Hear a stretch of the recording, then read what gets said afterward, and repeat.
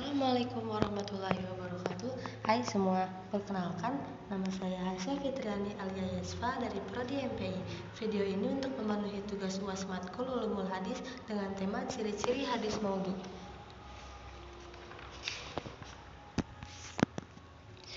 Para ulama muhadisin membuat kaidah-kaidah untuk mengetahui sahih, hasan atau dhaif suatu hadis. Mereka juga menentukan ciri-ciri untuk mengetahui kemauduan suatu hadis.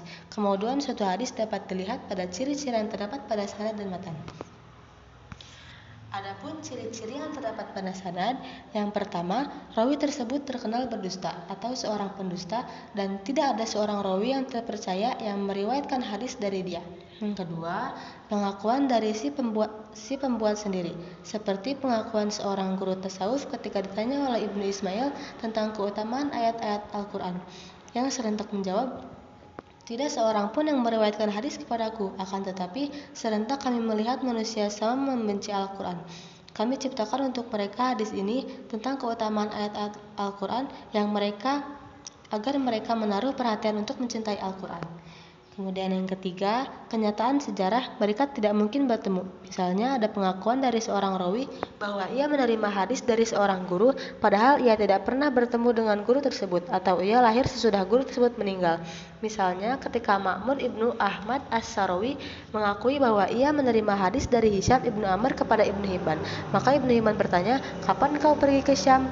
Ma'mun menjawab, "Pada tahun 250 Hijriah. Mendengar itu, Ibnu Hibban berkata, "Hisyam meninggal dunia pada tahun 245 Hijriah. Dan yang keempat, keadaan rawi dan faktor-faktor yang mendorongnya membuat hadis maudhu. Misalnya seperti yang dilakukan oleh Iyas bin Ibrahim.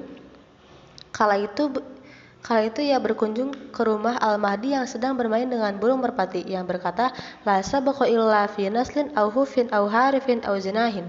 Tidak sah perlombaan itu selain pengakuan anak panah, selain mengadu anak panah, mengadu unta, mengadu kuda, atau mengadu burung. Ia menambahkan kata al-janahin, au janahin, atau mengadu burung, untuk menyenangkan Al-Mahdi. Lalu Al-Mahdi memberinya 10.000 dirham. Setelah ia berpaling, sang amir berkata, "Aku bersaksi bahwa tengkukmu adalah tengkuk pendusta atas nama Rasulullah Shallallahu Alaihi Wasallam." Lalu ia memerintahkan untuk menyembelih merpati itu. Tingkah laku dia semacam itu menjadi qarinah untuk menetapkan kemauduan suatu hadis.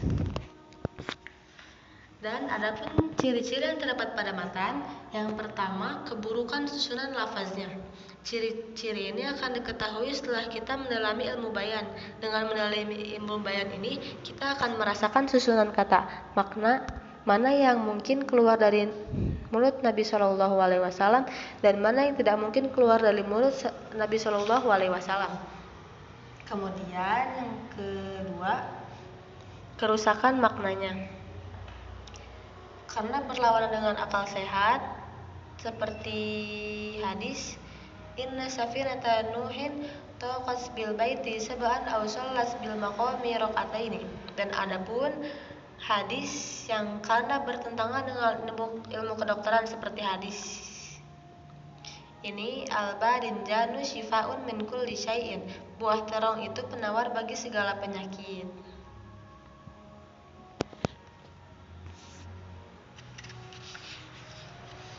Kemudian, hukum membuat dan meriwayatkan hadis maudhu.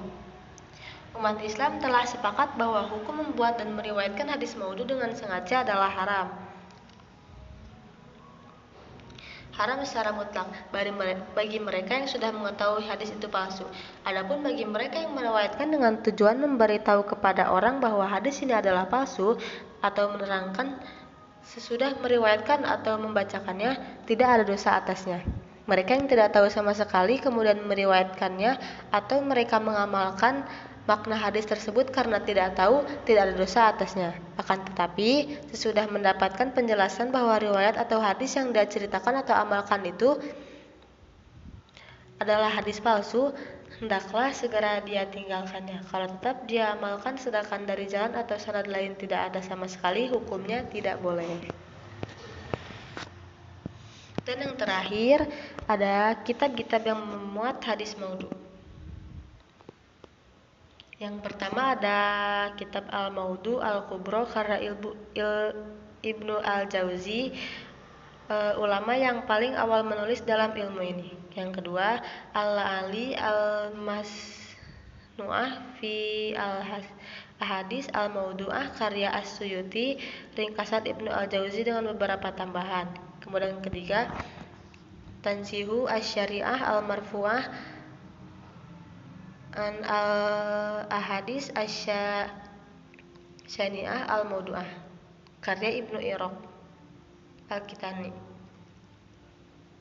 Yang keempat, ada silsilah Al-Ahadis Ad-Dhaifah karya Al-Albani.